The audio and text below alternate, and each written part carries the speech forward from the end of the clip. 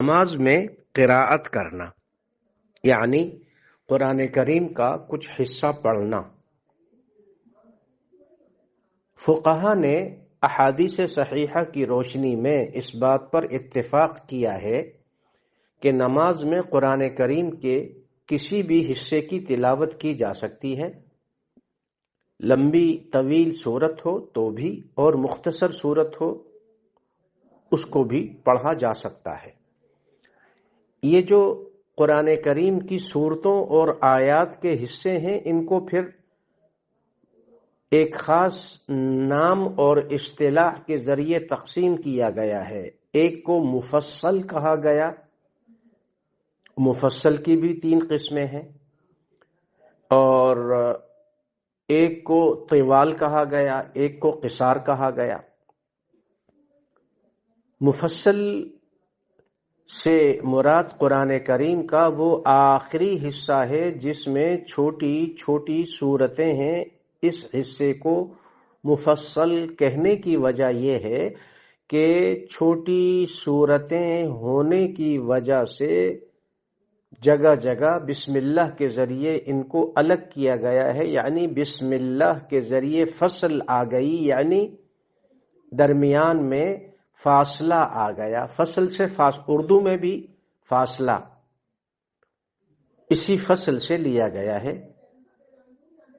شرح معانی الآثار میں سیدنا عبداللہ ابن مسعود رضی اللہ عنہ کا یہ قول نقل کیا گیا ہے، انما سمی المفصل لتفصلوه، ان صورتوں کو مفصل اس لیے کہا گیا کہ ہر صورت کو بسم اللہ کے ذریعے الگ کرو دوسری صورت سے۔ صورت جو قرآن کی صورتیں ہیں ان کے چھوٹے اور بڑے ہونے کے اعتبار سے ایک وہ مفصل ہے جس کو طوال مفصل کہا جاتا ہے، ایک وہ ہے جس کو اوساط مفصل، اور ایک وہ ہے جس کو قصار مفصل۔ اس کا اصل مقصد یہ ہے کہ نمازی مومن اور مومنہ، جیسا کہ ہمارے ہاں رواج ہے کہ قل هو اللہ احد ہر رکعت میں پڑھتے ہیں، لإلاف قریش یاد نہیں ہے، ارأیت الذی یاد نہیں ہے، الہاکم التکاثر یاد نہیں ہے، والضحی یاد نہیں ہے، الم نشرح یاد نہیں ہے، لم یکن الذین سورہ بینہ وہ یاد نہیں ہے، اقرأ بسم ربک الذی سورہ علق وہ یاد نہیں ہے، ویل للمطففین یہ صورت یاد نہیں، والشمس وضحاها، اذا السماء انشقت یہ صورت یاد نہیں ہے، انشقاق، اذا السماء انفطرت انفطار یہ یاد نہیں ہے، هل اتاک حدیث الغاشیہ سورہ غاشیہ یہ یاد نہیں ہے، عبس وتولی یہ یاد نہیں ہے، عم یتساءلون یہ یاد نہیں۔ اسی طرح قرآن کے دوسرے حصے تو مقصد یہ ہے کہ مومن اور مومنہ، آپ اور میں، ہر مسلمان قرآن کریم کا اتنا حصہ زبانی یاد کر لے، اس کے سینے میں محفوظ ہو کہ وہ نماز کی ہر رکعت میں الگ الگ جگہ سے قرآن کریم کی صورتیں اور قرآن کریم کی آیات کو پڑھے، ان کے ترجمے اور معانی پر غور کرے، ترجمہ اور معانی پر غور کرے، ترجمہ اور معانی پر غور کرے۔ قرآن تو نازل ہی اس لیے کیا گیا کہ اس میں تدبر کرو، رٹے لگانا یہ تو کافی نہیں ہے۔ بچپن میں جو آپ کو یاد کرا دیا گیا ایمان مفصل، ایمان مجمل، 6 کلمے اور نماز، تو کچھ آپ خود بھی تو ہمت کریں۔ اب آپ بڑے ہو گئے ہیں، سمجھدار ہیں، اللہ نے علم دیا، عقل دی، سمجھ بوجھ دی، اب آپ قرآن کا ترجمہ سیکھیں، قرآن کی تجوید سیکھیں، قرآن کی تلاوت صحیح تلفظ کے ساتھ کرنا یہ فرض ہے، لازم ہے، ضروری ہے۔ بالکل اسی طرح قرآن کریم کا ترجمہ سمجھنا، خاص طور پر پوری نماز کا ترجمہ یہ لازم ہے، فرض ہے، واجب ہے، ضروری ہے بھائی۔ سمع اللہ لمن حمدہ، ربنا لک الحمد، التحیات للہ والصلاۃ، ترجمہ یاد کریں آپ۔ تو نماز میں جب آپ نماز پڑھیں، گھر میں 2 رکعت نفل پڑھیں، تہجد کی نماز گھر میں پڑھیں، نوافل گھر میں پڑھیں. ہماری بہنیں، مائیں، بیٹیاں، خواتین وہ بھی ترجمہ سیکھیں، تجوید سیکھیں، اور قرآن کریم کو خوب کثرت سے زیادہ قرآن کریم اپنی نمازوں میں پڑھیں.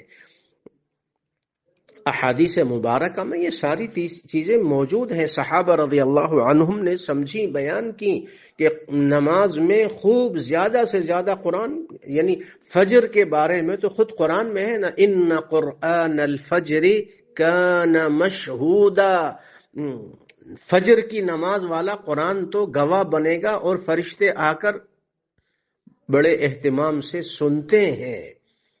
طوال مفصل قرآن کریم کی سورتوں کا وہ حصہ ہے جس میں ہر سورت میں کم از کم یا کم و بیش 30 سے 50 آیات ہوتی ہیں.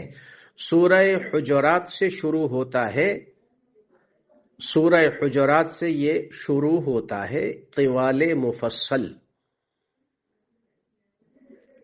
اور جو اوساط مفصل ہے یہ دوسرا حصہ، اس میں وہ صورتیں ہیں جن میں 10 سے 20 آیتیں ہوتی ہیں.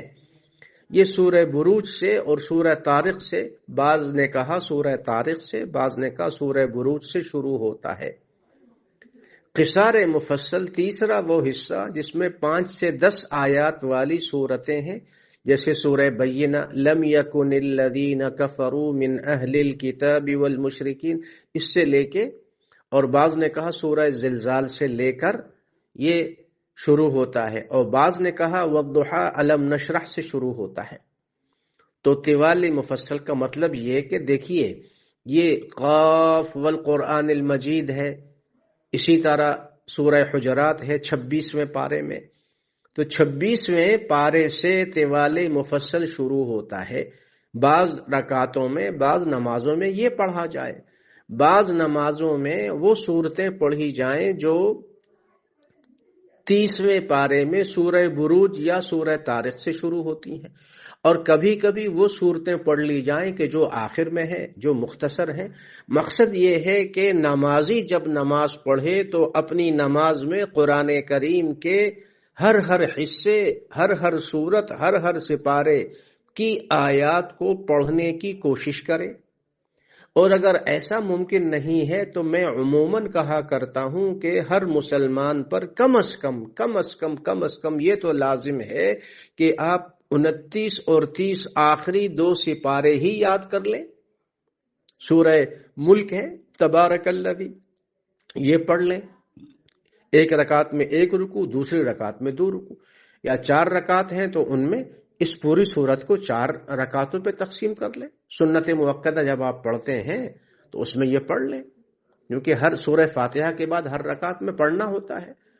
تو مقصد یہ ہے کہ قرآن کریم سے نمازی کا ایسا تعلق جڑ جائے کہ وہ اپنی نمازوں میں زیادہ سے زیادہ قرآن پڑھے.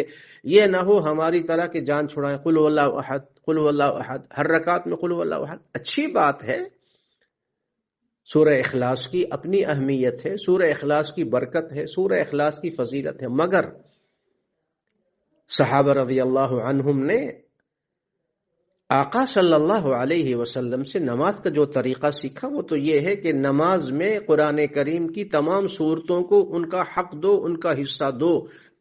اللہ تعالی ہم سب کو ایسا نمازی بنا دے جو اپنی نمازوں میں قرآن کا زیادہ سے زیادہ حصہ تلاوت کرتے ہوں، ترجمے اور معانی کو سمجھتے ہوئے قرآن کو پڑھتے ہوں، اور پھر اس پر عمل بھی کرتے ہوں. اللہ تعالی ہم سب کو